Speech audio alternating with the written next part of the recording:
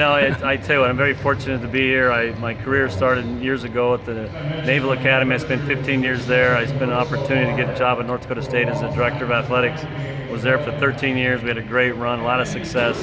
And then I spent 3 years at University of Iowa as their deputy athletic director, wanting to put myself in a position to get a job like Kansas State. It came along. It was a perfect opportunity. It's a great fit for me philosophically. And this is a well-respected program across the board, not only just football. A chance to work with coaches like Bill Snyder and Bruce Weber and many of the coaches we have on the staff. And I'm very, very fortunate to be here and just can hardly wait to get more and more involved and get to know more people as I move through the process. And it's only been a couple months here, so I'm sure it's been kind of a whirlwind. But what's been occupying most of your time since taking over? Most of my time has been spent meeting with our staff internally, whether it's head coaches, assistant coaches, department heads, senior staff, and then meeting some donors and some of our best friends of our program.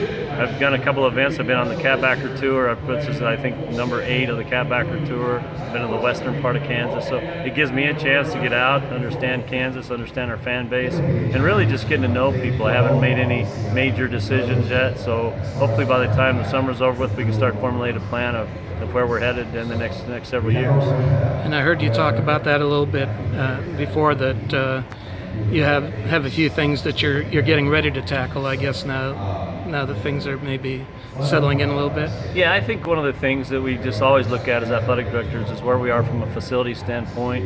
What projects do we want to look at in the future? There are some currently on the board, and I want to look at it more globally and just really make sure our staff is structured the way we can continue to move the program forward. So coaches are competitive. They want to know what I'm going to do to help them continue to be competitive, and I think that's important to come up with that plan as soon as I can.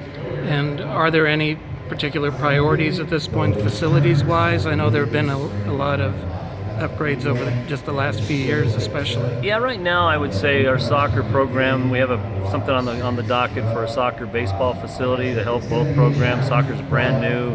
To me, they need a lot, and we have a nice facility that we've got some folks that are helping us with. So that's probably a priority number one. I want to look at that and then just collectively look at some bigger picture things down the road. Mm-hmm.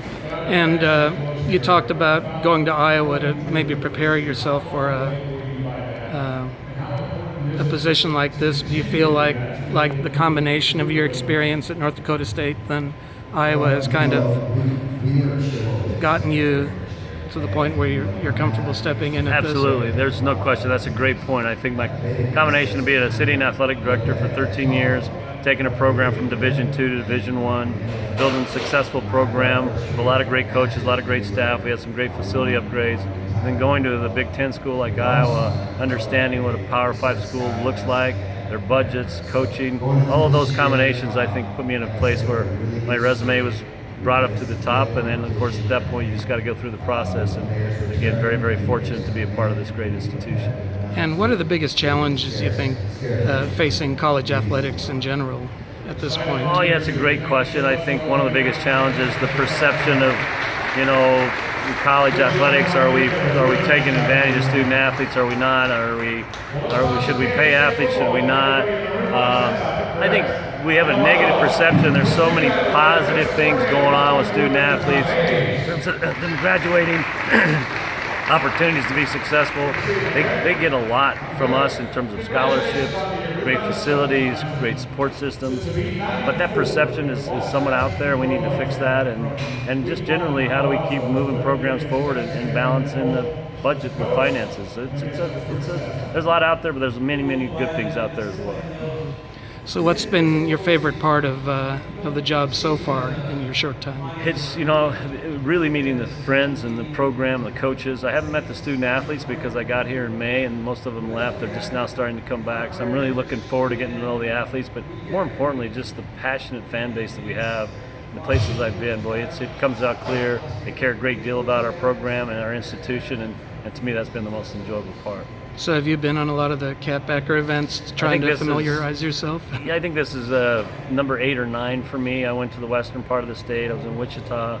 I was in Salina. I was in Hutchinson last night. I think I've been to Kansas City. I've got Manhattan coming up. So I think I'll do 9 of them, which is not a lot, but it's enough to give me a little sense of what we're all about.